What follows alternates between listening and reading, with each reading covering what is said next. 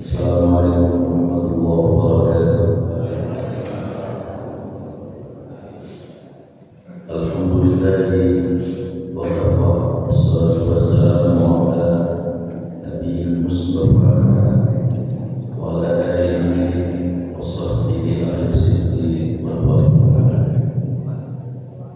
Qala Allah ta'ala a'udzu billahi minasy syaithanir rajim wa 'allama al-insana ma lam ya'lam. Dia Allah yang mengajarkan manusia apa-apa yang tidak diketahuinya. Wa qala ayatan fi ayatin ukhra yarfa'illahu alladziina aamanu minkum walladziina utul ilma darajat. Allah akan meninggikan derajat orang-orang beriman dan orang-orang yang diberi ilmu beberapa derajat. Wa qala Nabi sallallahu alaihi wasallam, kun aliman, jadilah orang yang alim, au muta'alliman, atau orang yang mau belajar, au mustami'an, atau orang yang mau mendengar keterangan-keterangan ilmu, au muhibban, atau setidaknya mencintai ilmu dan ahli ilmu. Wala takun khamisan, dan jangan jadi golongan yang kelima, pada ikhlas, karena engkau bisa menyesatkan dan bisa sesat dengan sendirinya. Pokok ayat man yuridillahu bihi khairan wa yufaqihu fid din. Siapa yang Allah kehendaki baik dalam hidupnya, maka Allah fahamkan dia dalam urusan agama, sehingga agama menuntut dia menuju keselamatan dunia dan akhirat. Bapak Ketua DKM Manisuma dan segenap pengurus yang Allah muliakan, jamaah subuh yang Allah rahmati dan cintai. Ada pesan dari Nabi dalam hadis dari Imam Baihaqi. Kata Nabi, khamsun, ada 5 perkara fi kulli jismil adam, ada 5 permata yang Allah titipkan pada setiap anak cucu Adam, pada setiap manusia. Tetapi 5 permata itu kalau tidak dijaga dengan baik, yuzaluha, dia bisa hilang, dia bisa kalah. Bi khamsati asya, dengan 5 hal yang lainnya. Kemudian ini pesan dari Nabi, kita pahami. Apa pesannya? Pertama, al-ukhuwah jauhan, persaudaraan itu permata. Yuzaluha, tapi kalau tidak dijaga adalah bisa dikalahkan dengan apa? Bitafriq, dengan perpecahan. Maksudnya kita ini oleh Allah disuruh untuk menjaga permata yang bernama al-ukhuwah, persaudaraan. Apalagi di surat Hujurat ayat ke-10, Allah berpesan, innamal mu'minuna ikhwah. Sesungguhnya 2,2 miliar orang beriman itu adalah bersaudara, dimanapun dia ada atau dimanapun dia berada. Di surat Al-Imran 103 juga Allah berpesan buat kita, wa'tasimu bihablillahi jami'an wa la tafarraqu, berpeganglah teguh kepada tali agama, maksudnya ikut Allah dan Rasulnya, jangan berpecah belah. Salah satu hal yang paling disukai iblis terhadap anak cucu Nabi Adam, karena dia dendam besumat, itu adalah agar anak cucu Nabi Adam, dari Nabi Adam sampai Nabi Muhammad sampai kita, Itu perpecahan. Bahkan tidak hanya dalam tataran makro perpecahan ini, termasuk berpecah dalam tataran mikro. Maksudnya mikro, suami istri misalnya pecah, itu Allah bahkan berguncang. Jadi Allah dan Rasulnya tidak ingin ada orang beriman pecah. Iblis dan syaitan paling demen kalau ada orang beriman pecah. Dari yang mikro rumah tangga sampai yang global internasional. Ya mohon maaf, kalau mau menyadari tentang efek perpecahan, maka kita bisa memahami betapa Allah menginginkan kita ini tidak pecah. Contoh, rumah tangga pecah, suami istri bisa. Apa efek yang tidak positifnya? Luar biasa. Yang paling merasakan dampak dari pecahnya suami istri adalah anak-anak kita. Anak tidak bersalah apa-apa, tapi ketika ada orang tua yang pecah, psikologi terguncang, terutama di momen-momen yang spesial. Idul Fitri misalnya, biasanya digandeng sama bapak emaknya, ini cuma emaknya saja atau cuma bapaknya saja. Iya, kalau kemudian keduanya bisa lalu berpasangan kembali dengan yang barunya baik. Kalau yang barunya malah kecil, lebih repot dari urusan anak kita yang disebut dengan mak iri sama bapak iri. Bahkan ada slogan yang sekejap-kejapnya ibu kota tidak sekejap. Ya, tergantung kalau ibu bapak iri ya, kalau bapak ya mak iri. Jadi jangan yang dimuliakan oleh Allah Subhanahu wa taala. Maka saya bisa menduga kenapa nih yang para senior rumah tangganya sampai ayeuna sampai hari ini tetap awet. Kenapa? Karena ada lem perekat.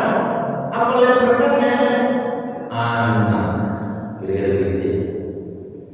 Kan mohon maaf Pak, kan di umur-umur ya kira-kira umur 40-an tuh suaminya ya, 40 sampai 50 tuh cekcok banyak gitu, cekcok luar biasa. Udah ngaku aja orang saya ngalami. Bahkan kalau lagi sewot ini, kadang-kadang namanya perempuan biasanya karena menggunakan perasaan, pulangin aja mama ke rumah bapak mama udah gitu. Sering begitu tuh, tapi bukan ibu sini, bukan ibu Somalia. Karena perempuan punya perasaan, kalau lagi marah seolah laki-laki tidak ada baiknya suaminya, padahal kebaikannya udah sejuta, tapi kalau lagi marah tertutup semua sama sekotnya. Bukan ibu sini, ibu Somalia. Gitu ya. Tapi suami biasanya kan menggunakan akal. Ketika istrinya pengen pisah, dia tidak akan bergeming karena dia punya logika. Kalau bercerai sama lu, kasihan jentong, kasihan jentong. Terjadi anak tiri, waduh. Biasanya lagi begitu. Dia menggunakan akalnya, dia pakai logikanya, dia tidak mau bercerai. Nah, walaupun kemudian biasanya di usia 50 ke sini, para perempuan, kalau anak-anaknya selalu, apa aku belum bisa cerai sama anak gue ya? Coba kalau cerai dengan anak gue, kan repot itu. Biasanya begitu ibu-ibunya, tapi bukan ibu kalau jagung, tapi ibu Argentina Somalia. Sebab efek dari perpisahan itu paling disukai oleh iblis. Bahkan setiap pekan iblis apel, seluruh para tentara syaitan ini kumpulkan dan akan diberikan berikut hadiah yang istimewa. Ternyata semua prestasinya setan yang paling disukai sama panglima di sini, satu, bisa memisahkan orang beriman, baik tataran mikro dari rumah tangga sampai global. Karena efek negatif dari perpecahan itu luar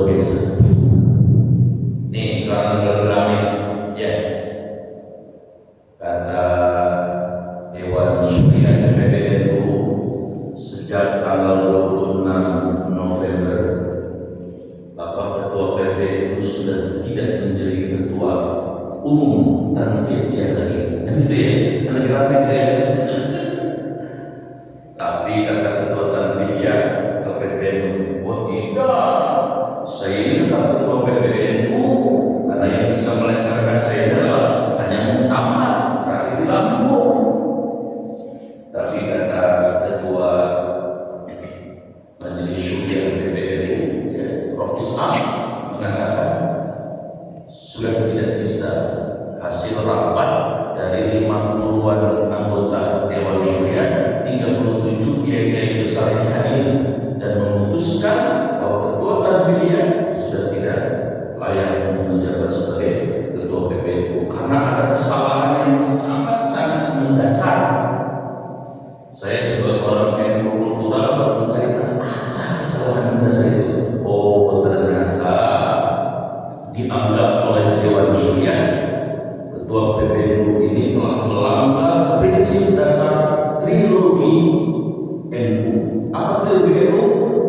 Adalah akidah, fikih, dan tasawuf.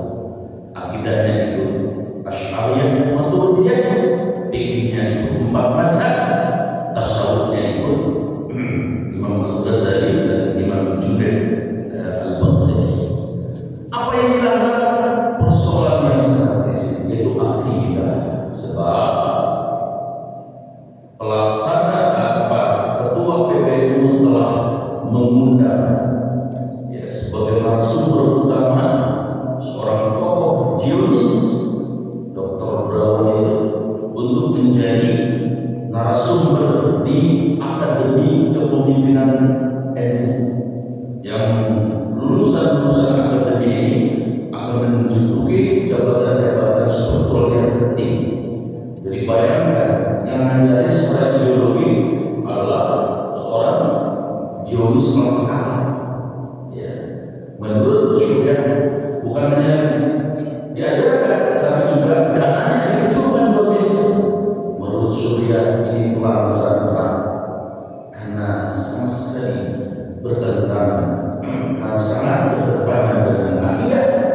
Di dalam konun keilmuan akidah bahwa orang Zionis itu akidah yang telah belajar, dan yang kedua bertentangan dengan nilai-nilai kebangsaan. Negara kita tidak mengakui yang namanya penjajah. Ini kesalahan yang tidak bisa dimaafkan. Karena di tanggal 9 mau pleno, mau memutuskan, dan diputuskan ada pejabat yang baru, tapi kita bilang ada baru terbilang berbagai sesepuh akan mengambil sikap untuk menengahi konflik internal di PBNU ini. Tapi kan orang di bawah kayak kita tak ada urusan, apa urusan begituan? Yang tahu dari bawah, kenapa ini bapak-bapak pada berantem tadi urusan? Efeknya sejenis gitu. Jadi jangan yang sebenarnya dalam tataran rumah tangga mikro, dalam tataran yang middle, misalnya dari ormas, bahkan dalam tataran global. Efek dari perpecahan itu sangat-sangat tidak positif. Contoh yang tataran global, negara konferensi Islam ada berapa? Negara OKI ada berapa? Yang bisa boleh keluar itu memasuk rumah boleh. Ada 53. 53. Kalau dijumlahi itu 53 negara, kurang lebih penduduknya sekitar 2,3 miliar. Negara-negara ada berapa? Sekitar 23 negara, khususnya Arab Saudi dan lain-lainnya. Pertanyaannya, 2,3 miliar, 53 negara, kira-kira bisa menyelesaikan persoalan Palestina atau tidak? Jawabannya sampai akhirnya untuk beres-beres kene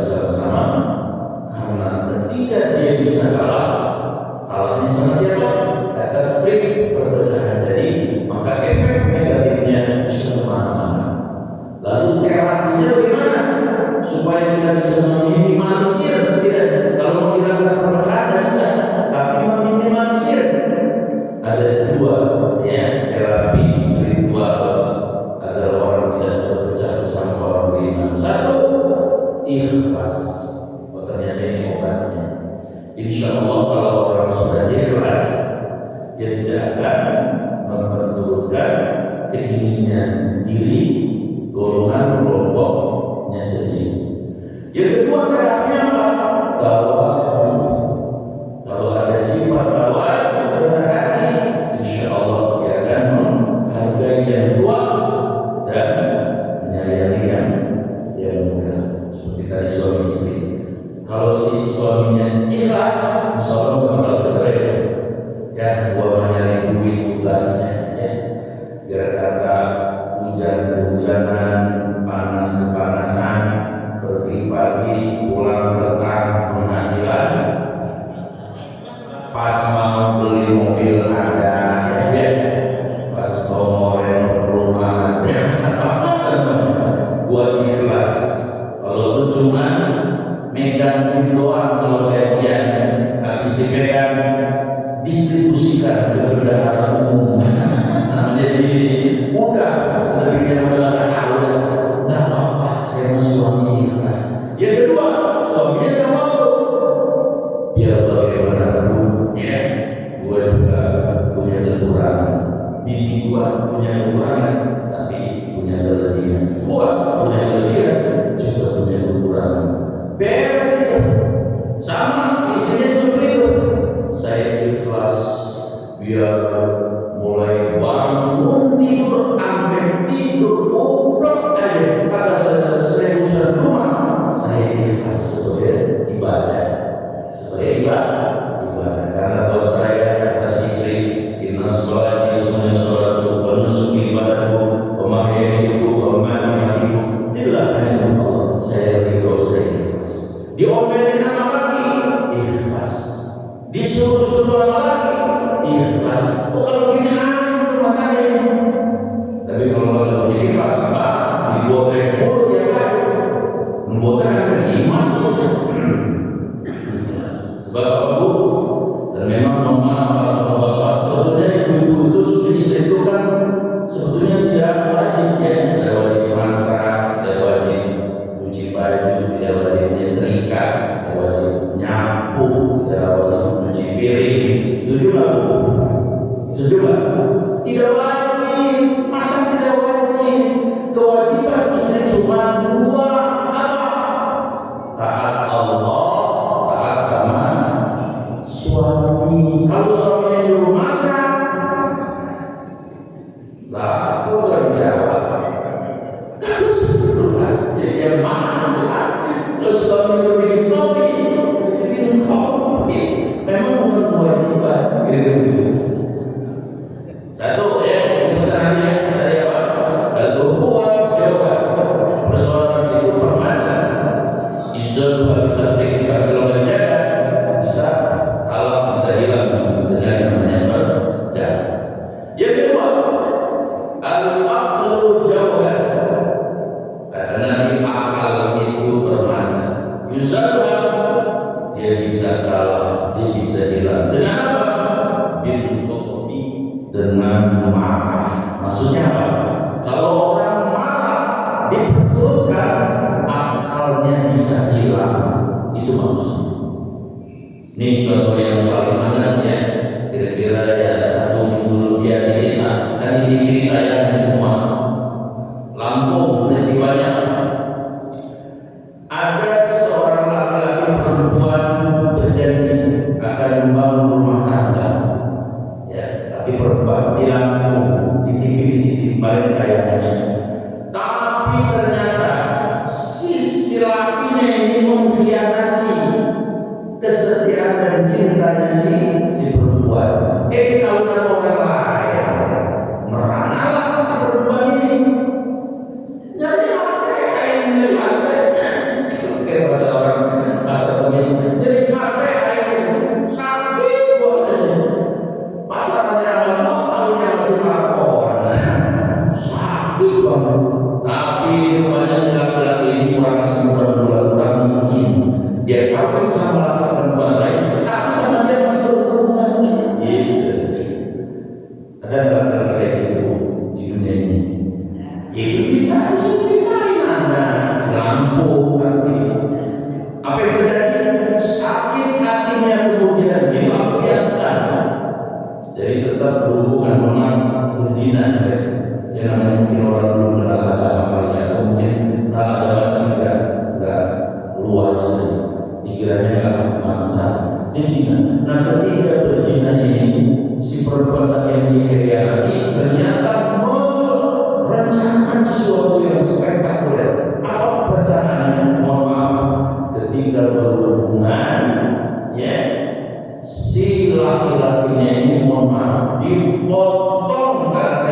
solusinya. Coba lihat di Google.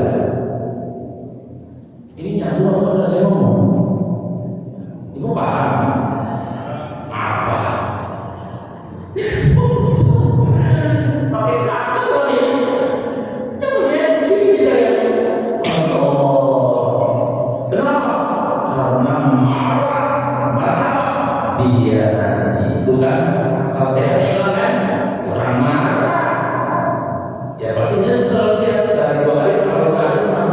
Ya Allah, gue tega amat ya. Laki-laki dipotong malah tidak urusannya, udah kesian dia.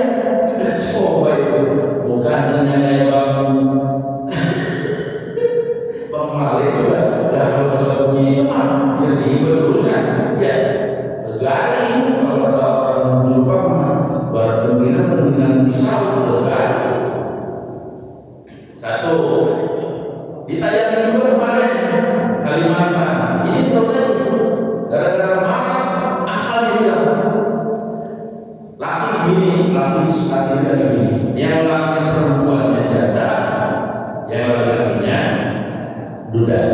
Tapi yang lakinya tidak punya anak. Tapi yang bininya punya anak satu, umur 2 tahun. Kawin, begitu nikah, ya tadi kan setan luar biasa, provokator luar biasa dulu. Ini bini laki cekcok, ininya cekcok sama lakinya, bininya punya anak umur 2. Cekcoknya karena rumahnya pinggir kali, cekcoknya sepanjang jalan itu. Saking marahnya si suaminya tadi yang duda. Karena anaknya rewel, mungkin nangis mulu kan. Saking marahnya, karena anak diri ya, berlalu. Ini anak dibuang di sana, dikali di sungai dan coba.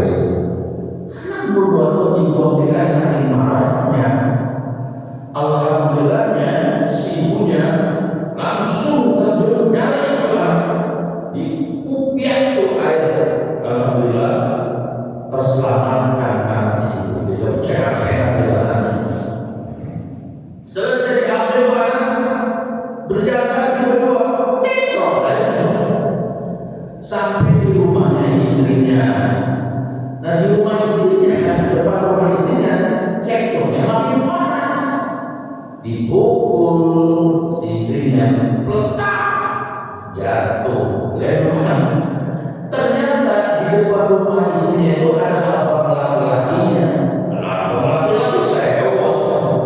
Langsung abang laki-lakinya karena badannya lebih besar, kemudian dipukul berbalik, ya. Kemudian dianiaya sampai si sebenarnya si suami. Bahkan kabarnya meninggal atau tidak. Saya tidak tersier lihat beritanya waktu di TV itu. Tapi maksudnya dari cerita ini adalah ketika akal kemudian tidak dipelihara dengan baik, maka bisa saja hilang oleh yang namanya marah, oleh yang namanya marah. Ini kejadian di Lombok kebagian, diberitakan juga di Lombok. 2 anak muda ngobrol dari habis pisah sampai malam ngobrol. Dan rupanya ada perselisihan di antara mereka.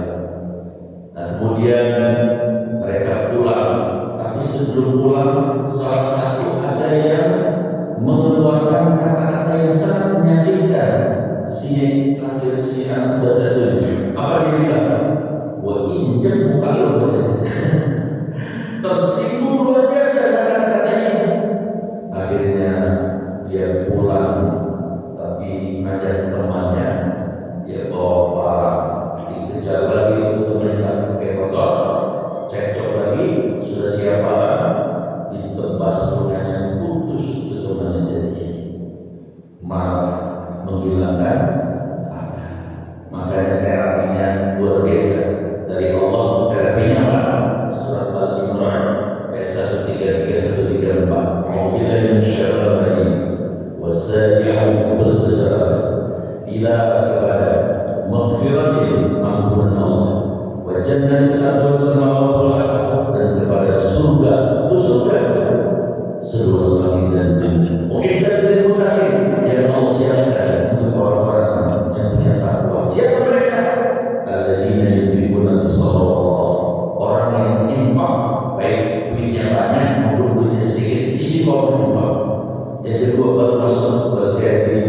gue surga itu disediakan bagi orang yang mau menahan marah. Oh ternyata menahan marah karena Allah surga bahasanya luar biasa.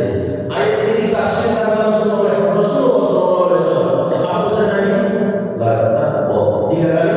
Walatar jangan marah karena Allah, jangan marah karena Allah, jangan marah karena Allah, kamu dapat surga. Masya Allah. Sayyidina Abu Bakar jalan dengan Nabi. Qadarullah di tengah jalan ada orang mendatangi Sayyidina Abu Bakar, lalu dia ngomel-ngomel marah-marah. Nabi ada di situ. Terus orang ini marah sama Sayyidina Abu Bakar. Nah karena dia marah mulu, ngomel mulu, Sayyidina Abu Bakar terpancing. Begitu terpancing ikut marah juga, ikut ngomel juga. Rasul infirah memisahkan diri dari Sayyidina Abu Bakar. Karena Sayyidina Abu Bakar tahu Nabi baru memisahkan diri, beliau tidak melarinya yang marah, langsung mengejar Nabi. Begitu dikejar, ya Rasul, kenapa Anda memisahkan diri dari saya? Apa jawabnya Nabi? Abu Bakar, ketika kamu dimarahi orang itu, kamu sabar. Saya tidak ada malaikat rahmat menaungi kita, memintakan ampun buat kita, rahmat kepada kita, untuk kita kepada Allah. Tapi ketika kita terpancing ikut-ikutan marah, malaikat rahmat pergi. Yang muncul tahu siapa? Iblis. Saya tidak mau, ya, duduk berdiri bersama iblis. Oh begitu.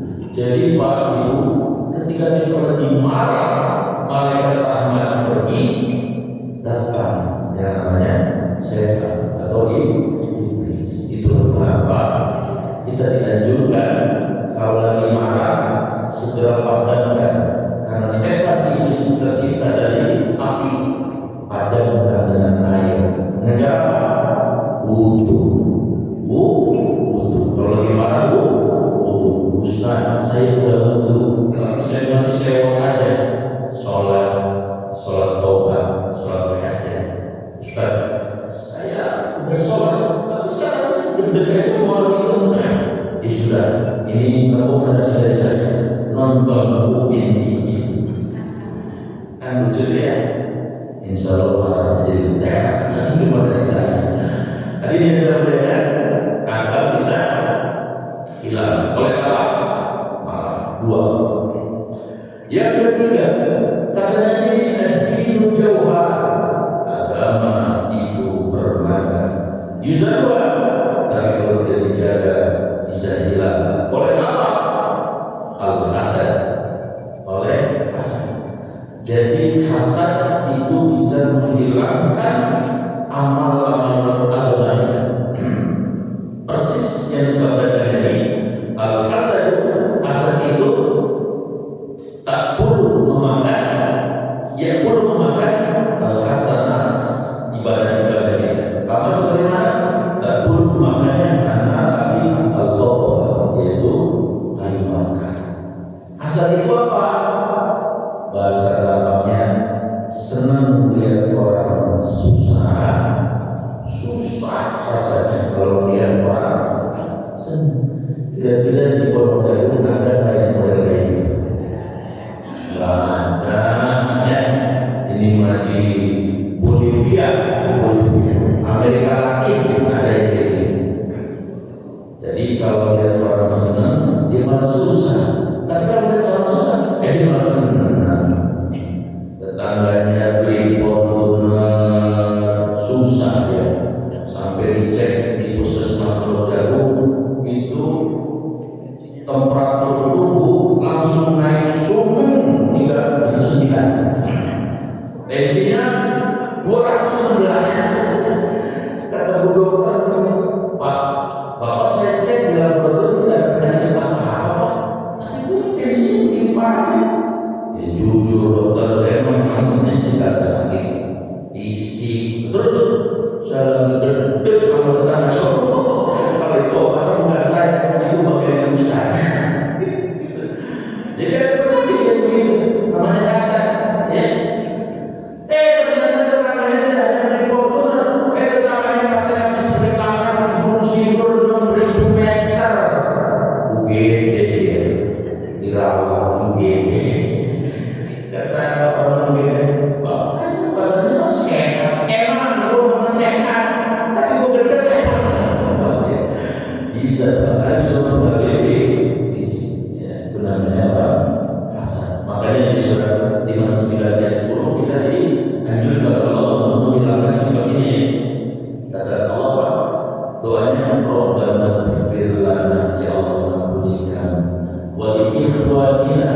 dan saudara-saudara kami alladzina sabaquna bil iman yang telah terlebih dahulu beriman daripada kami. Lalu Allah mengajarkan kita apa?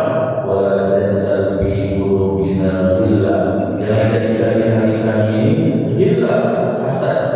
Wala taj'al fi qulubina ghillan lil ladzina amanu, kepada orang beriman. Pertanyaannya, apa terapinya? Terapinya juga ada di Quran. Apa itu? Lihat surat Al-Anbiya ayat 35 bahwa wa nabluukum bisyarri wal khairi fitnatan. Kita ini dalam hidup pasti diuji dengan dua hal, yang enak sama yang kagak enak. Ada orang yang diuji dengan yang kagak enak, biasanya malah lulus, biasanya malah dekat dengan Allah. Contohnya kita diuji misalnya bangun tidur, bisulan sebagai orang. Saya yakin orang itu pasti istighfar dulu, betul. Dan kita kalau lagi perasaan istighfar terus ya, apalagi yang umurnya senior ke 70 istighfar mulai itu lulus biasanya. Sebaliknya justru kalau diuji yang enak-enak pada kata lulus. Coba nih bapak nih, biar kalau para senior ibu sehat lahir batin baru dapat kusuran 3.000 meter. Sebaik kusuran 3 juta tahun dari usia. Menantunya camat, luar biasa. Bikin kontrakan 16-60 pintu.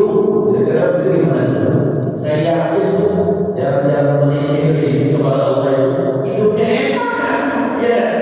Tapi giliran asam urat 9 dulu, kolesterol 290, ya, tensi 300, pasti pegang tasbih mulus. Takut mati gitu ya. Nah, jadi saya melihat orang yang diuji yang enak-enak itu di ayat tadi alhamdulillah itu ujian. Nah pertanyaannya, kalau dia sedang diuji, masuk akal nggak kita iri hati sama dia? Nggak masuk akal. Maka semua kelebihan itu ujian saja. Ada yang diuji dengan fisik, ya, fisiknya sehat, yang lain merasa dia sehat, ganteng, ya, kayak ada Jordan, ya, Bang Malik ini. Itu ujian Bang Malik, ya, ganteng itu ujian.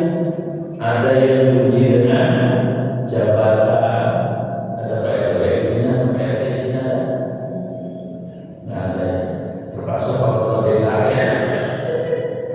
Itu ujian jabatan. 50.000 tahun yang sebelum Allah menciptakan alam semesta ini, bahwa semua sudah dicatat kalau Allah bakal jadi ketua DPR tahun 2024. Ada catatannya sebagai ujian. Ada yang diuji dengan ilmu. Orang dari Jepang datang ke Muhajirin ceramah lagi. Walaupun ya ilmu sih kata ada. Tapi itu ujian bagi keselamatan ilmunya. Apakah sudah dimanfaatkan untuk umat atau tidak? Ujian. Apalagi ujiannya banyak, ujiannya enak-enaknya banyak. Itu semua ujian. Nah kalau orang sedang dapat ujian kayak gitu, tidak layak kita iri hati kepada dia. Yang ada doain mudah-mudahan dia lulus. Itu mestinya. Itu terapinya. Baik, itu yang ketiga. Sekarang yang keempat. Yang keempat adalah al-haya jauhan. Malu itu bermalu. Harus kita jaga. Karena al-haya adalah iman. Malu itu sebagian dari iman. Yuzatuan, malu bisa hilang kalah. Dengan apa? Bilqoma, dengan sifat keserakahan atau serakahan. Saya ingat kisahnya yang ditulis oleh Imam Ash-Shadali dalam Qissatul Anbiya. Ada orang mau ikut dengan Nabi Isa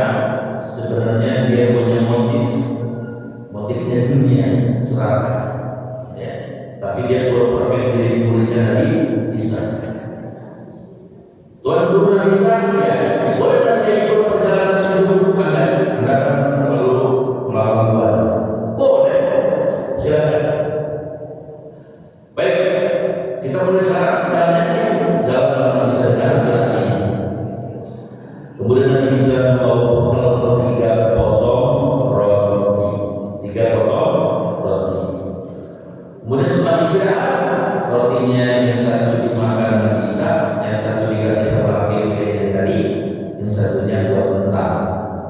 Setelah makan, Nabi Isa izin ke sungai, ya, untuk ambil air. Ketika Nabi Isa sedang ambil air ini, rotinya dimakan sama laki-laki ini. Begitu datang Nabi Isa, Bang, roti kemana ya? Kan tadi saya tahu di sini. Kata laki-laki tadi, awam, saya jaga roti.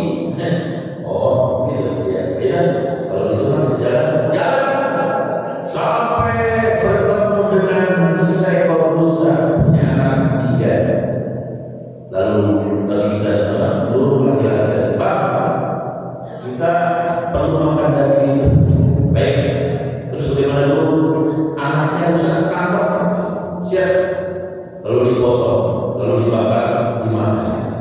Selesai makan, anak rusak, Nabi Isa ngomong, Bang, ya, saya mau berdoa kepada Allah. Doa dulu, saya mau minta kepada Allah agar tulang-tulang rusak tadi kembali menjadi rusak beneran tadi.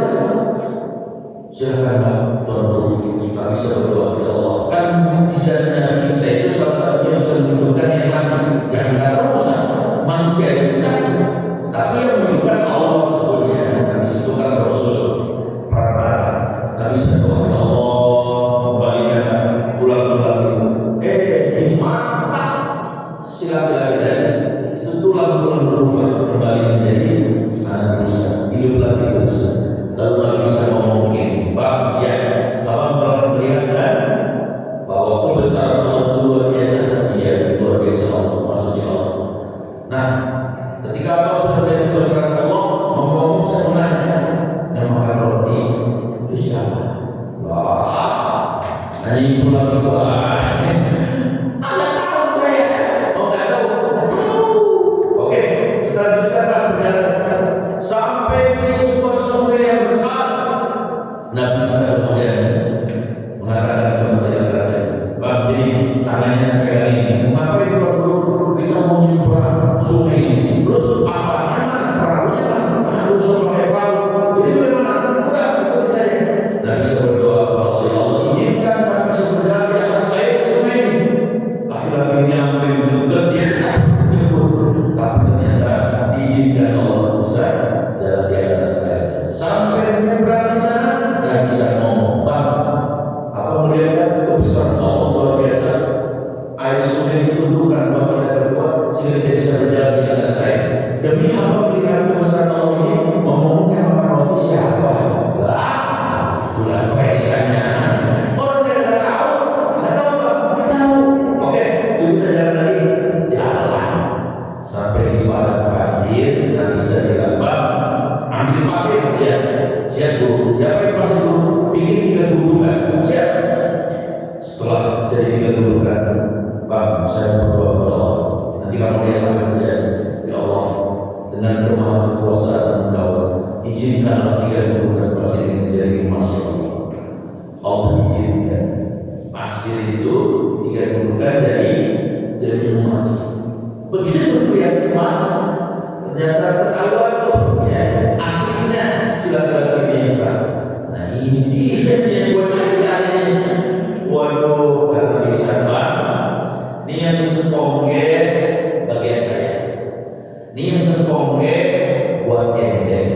Laki-laki nanya, Guru, ya, berarti masih sisa 1 pongge dong? Iya, udah buat siapa? Ini buat yang makan roti. Waduh, kok itu demi Allah saya yang makan roti? Ketahuan belakangnya dia, belum mau demi Allah. Kata bisa, oke, kalau aku denganku, ini buat abangnya. Bahkan ini bagian saya juga buat abang. tiga-tiganya buat tiga-tiga ini. Nabi Isa berpisah dengan Imam, saya berpisah ya, saya berusaha. Setelah beberapa menit datang dua penjahat, dua pencoleng, langsung nengklek si laki-laki tadi, emas atau nyawa. Maksudnya kalau mau emas ya nyawa taruhan. Kalau mau nyawa emas serahkan. Tidak ada pilihan. Akhirnya si laki-laki dari gua mati, dia sudah emas saja, silakan kalian ambil emas yang saya punya. Tapi rupanya si penjahatnya agak bijaksana. Enggak, usah buat kita semua. Kita bagi tiga aja. Lalu sepongkeng, ini yang junior saya sepongkeng. Oh siap, terima kasih. Abang, tapi ini ngomong-ngomong udah makan siang nih. Lapar kita bertiga nih. Tolong salah satu dari yang terdekat beli nasi uduk. Kalau bahasa sekarang beli nasi uduk. Gimana? Di Jurupang, Buri, nasi uduknya kira-kira gitu apanya ya. Beli nasi uduk. Ketika beli nasi uduk, yang disuruh junior laki-laki ini berpikir, ngapain mas buat mereka berdua, mendingan buat gua semuanya. Gua mau beli nasi uduk, gua mau racunin nasi uduk biar mampus.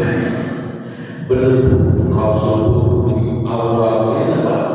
Racun yang sangat mematikan. Gua pikirannya sama. Emang tadi ngikutin lagi sama muda sekarang. Apa yang bagi buat bertiga nih, buat berdua tidak? Kan berbeda adanya. Caranya apa? Ntar temen abang yang minor, tapi kita hubungannya biar mati. Begitu? Iya. Oh sepakat lagi. Jadi yang beli nasi uduk begitu bahagianya bakal dapat emas 3 pokeng. Karena beri racun yang sangat mematikan. Hanya ketika yang gua makan begitu lahapnya, itu tangannya ternyata benar. Ketika si yang gua itu sebelum makan, dia udah dibukin dulu, mati ya. Yang gua habis dibukin, lapar makan, mati juga gua. Akhirnya Nabi Isa lewat dengan muridnya, lalu bilang sama muridnya, tuh gambaran orang selama. Ada yang beruntung, semuanya binasa. Persis yang disampaikan tadi. Salah sumbuh nikah. Ada 3 hal yang menghancurkan kita. Pertama, bakhilun mu'ah, pelit yang diperlukan sampai untuk diobat aja sampai mati dia mengeluarin pelitnya. Jadi kedua, ijabul binasi, ujub bagian ini. Itu pasti disukai Allah, disukai malaikat, disukai oleh manusia. Dan yang ketiga adalah at-toma, keserakahan. Ya. Orang serakah itu bisa hancur. Terakhir, Rasulullah berpesan, al-amal soleh. Amal soleh itu adalah jauhan permata, yusadulah, terpisah dengan yang namanya al-kibr. Apa kibr itu? Batrul haq wa ghamdun nas, menolak kebenaran yang dari Allah dan merendahkan manusia. Rasulullah berpesan dalam hadisnya, sekali-kali 3 yadkhulu bakal masuk al-jannata, ke dalam surga. Man, siapa orang karena Allah itu fiqhi, di dalam hatinya sifat Allah bil kibr, ada segede bakteri sifat kibru. Jadi amal soleh kita bisa lenyap oleh sifat ini. Maka 5 besar dari hari ini mudah-mudahan kita bisa memahami. Insyaallah kalau kita bisa memahami dengan baik, kita bisa mengambil terapinya ya. Insyaallah justru 5 permata ini akan menguntungkan kita di dunia dan di akhirat nanti. Saya kira ini yang disampaikan, semoga ada manfaatnya. Sebelum saya doa, barangkali ada yang merespon, menambahkan atau mungkin mendiskusikan, mangga saya doa. Pas ya, bukan naik. Ya orang mau udah siap, kopinya udah kecium deh orang lain. Oke lah kalau gitu. Baik, itu dengan doa. Bismillahirrahmanirrahim. Alhamdulillahirabbil alamin. Allahumma shalli ala sayyidina Muhammad wa ala alihi wa sahbihi ajma'in. Allahumma ya Allah,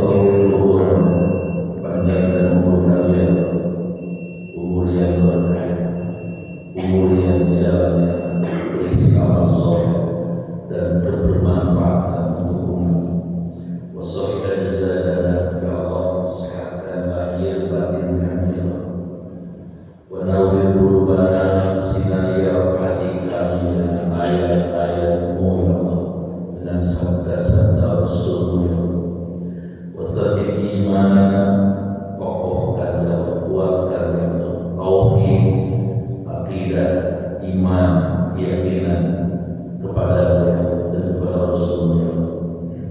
Wawasi arzaqana ya Allah, luaskan rezeki kami, rezeki yang bermanfaat buat kami, keluarga kami, dan juga bermanfaat buat orang lain. Senang rasanya Allah ketika kami bisa membantu orang lain yang dalam kesulitan, dan itu semua adalah sesungguhnya berasal dari rezeki dari wa ahsin amalan ya Allah, perbaikilah amal-amal kami, baik dari sisi kualitas maupun kuantitas. Wa ilal khairi qaribna, atas kebaikan dekatkan kami sehingga kami mencintai kebaikan itu. Wa anisyari abdina, atas keburukan jauhkan kami sehingga kami tidak menyukai keburukan itu. Waqti hawa intijana ya Allah, kabulkanlah hajat-hajat kami, baik hajat urusan dunia atas ridho dan izin kabulkan ya Allah, ataupun hajat-hajat akhirat di mana kami keluarga kami menginginkan Kau takdirkan menjadi penghuni surga ya Allah. Rabbana wa ya Rabbana atina karuniakan kepada kami di dunia hasanah, kehidupan dunia yang hasanah yang dekat denganmu ya Allah. Wa fil akhirati hasanah, kehidupan akhirat yang hasanah, tidak lain adalah jannahmu ya Allah. Wa qina azabannar ya Allah. Jangan Kau izinkan saya, pasangan saya, anak-anak saya, keluarga besar saya, dan kami saudara-saudara kami yang seniman, terutama yang hadir di majlis muka ini ya Allah, ada yang mengizinkan masuk dalam api neraka yang tidak sanggup panas kami, yang tidak sanggup panas kami itu. Jauhkan